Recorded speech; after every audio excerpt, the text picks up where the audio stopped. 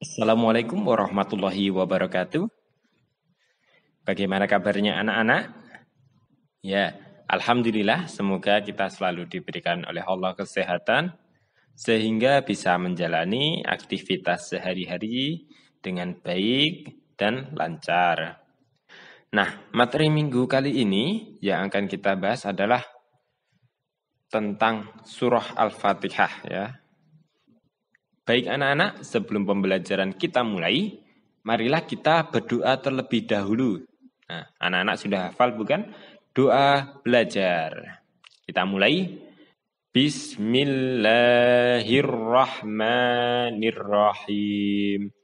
Raditu billahi rabba wa bil islamni dina wa bi Muhammadin nabiyya wa rasula Rabbi zidni ilma warzuqni fahma amin.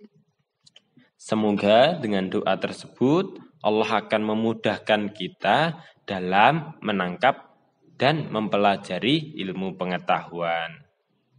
Ada yang tahu surah Al-Fatihah itu surat keberapa dari Al-Quran? Nah, benar sekali.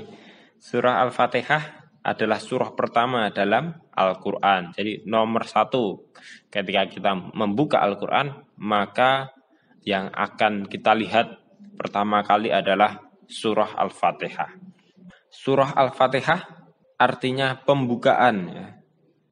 Karena surah Al-Fatihah itu untuk mengawali surah-surah lainnya. Surah Al-Fatihah diturunkan di Mekah ya.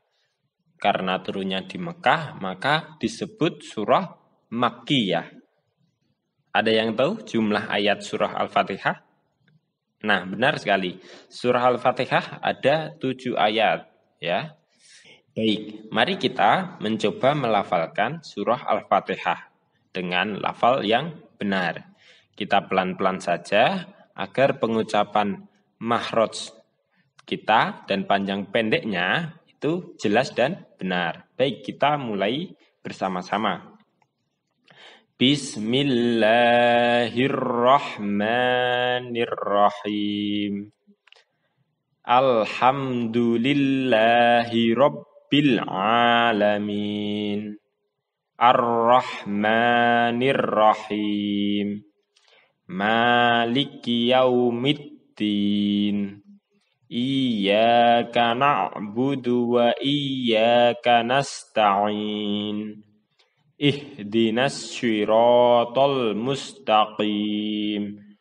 Syiratal ladina an'amta alaihim ghairil maghdubi alaihim waladdallin. Amin. Nah, begitu tadi cara melafalkan surah Al-Fatihah. Anak-anak coba di rumah ya untuk menghafalkan surah Al-Fatihah ini. Karena apa? Karena surah Al-Fatihah ini sangat penting sekali kita hafalkan dan kita pelajari. Ketika kita sholat, kita diwajibkan untuk membaca surah Al-Fatihah. Kalau kita sholat kok tidak membaca surah Al-Fatihah, maka sholat kita bisa dianggap tidak sah. Karena tidak memenuhi rukun sholat. Ya. Jadi kita harus membaca surah Al-Fatihah. Maka penting bagi kita untuk menghafalkan surah Al-Fatihah ini. Nah, anak-anak untuk menghafalkannya bisa memulai dari ayat yang pertama. Kita ulang-ulang membaca ayat yang pertama, berulang kali sampai kita hafal, baru kemudian kita lanjut ke ayat berikutnya. Kita contohkan ayat yang pertama, Bismillahirrahmanirrahim. Kita ulangi lagi, Bismillahirrahmanirrahim. Bismillahirrahmanirrahim. Ya.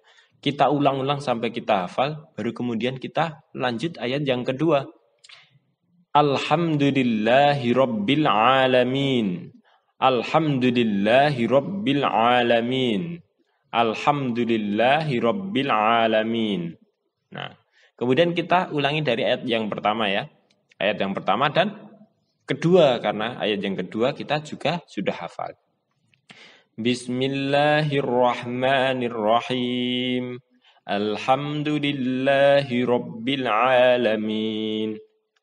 Nah, kita sudah hafal 2 ayat. Nah, tinggal kita lanjut ayat yang ketiga, keempat, kelima, keenam, dan ketujuh seperti itu. Sampai kita hafal semua ayat dalam surah Al-Fatihah. Nah, setelah hafal, maka yang akan kita pelajari adalah tentang kandungan surah Al-Fatihah. Ya. Kandungan surah Al-Fatihah adalah memuji Allah.